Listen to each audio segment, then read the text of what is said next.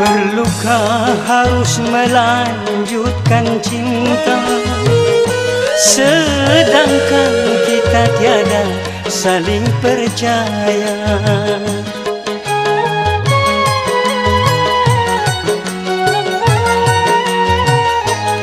Sudahkah ada pengganti di sana yang lebih memuaskan segala-galanya?